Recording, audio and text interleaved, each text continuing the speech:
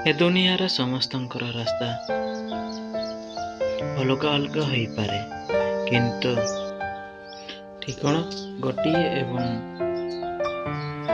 ता हेउछि मसान। जीवन रे सब काम कर, किंतु सेही काम को बेसी गुरुत्व दिया, जहाद्वारा तुम भविष्य उज्जवल हो। पर पाई गात खोड़िले निजे से गातरे पड़ाक हुए, कारण आम मनीष को सीना धोखा दे पारिबा, हेले समय और भगवान को नुहे। आ भगवान प्रत्येक कर्मर फल ए जन्म ही दियंती।